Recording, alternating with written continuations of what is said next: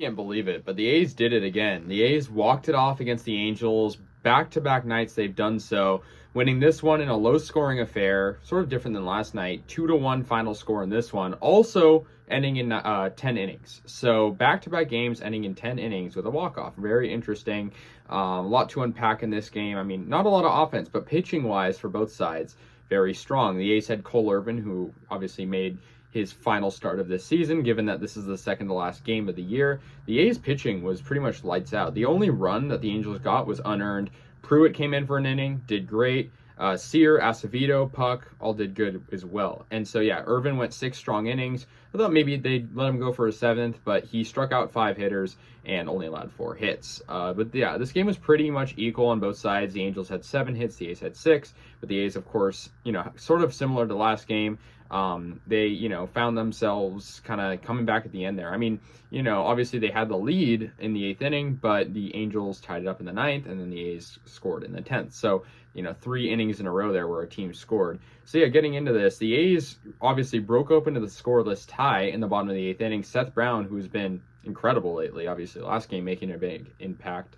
This game, he got an RBI single off Andrew Wentz, and that scored in Tony Kemp, who had hit a double literally right before that. So Kemp, clutch hitting last night, clutch hitting tonight. Seth Brown, same stories, clutch hitting last night and clutch hitting today.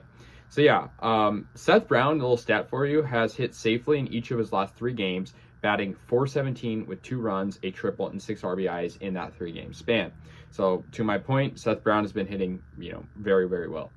However, the A's, of course, would allow the Angels to tie it. They had the infield in, runner on third, nobody out for the Angels. Matt Duffy scored in the game-tying single, and that was off Domingo Acevedo. However, the Acevedo had a smart play. He picked off Duffy at first, and that was a big play, right? Because, Duffy was having a big lead. Who knows what would have happened if David Fletcher was able to get a hit. And so that, was a big defensive play for the A's.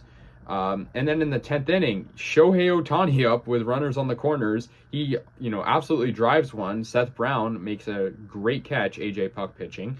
And so the A's, another clutch defensive moment that keeps the game tied. And then we go to the bottom of the 10th inning. Shea Langoliers, a walk-off walk, bases loaded, full count, and 1 out, and he drives it in. And so good, plate discipline from Shea, not swinging, not going, and, was the hero, I guess, in a way. And so the A's won it. They win the series, and they're going for the sweep in game 162 tomorrow.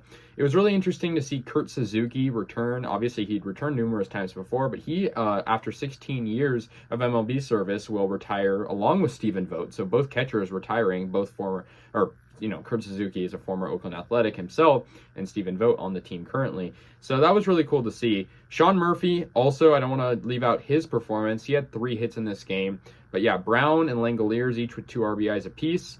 And so that was, or 2 walks apiece, and Seth Brown had an RBI. And so that was really good to see. And then, of course, Langoliers getting that walk-off walk. But yeah, good one for the A's. Trout had 2 hits as well, but it didn't really matter.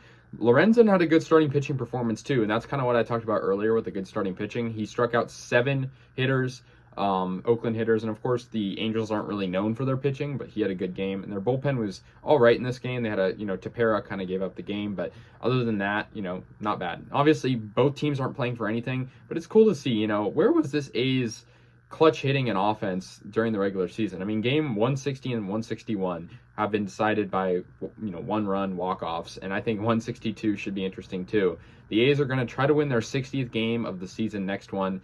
Hopefully we can get to that mark, who knows, but it doesn't really matter at this point. So yeah, this is game 161. Tomorrow will be the last A's recap of the season. I'll see you guys later, and yeah, go A's.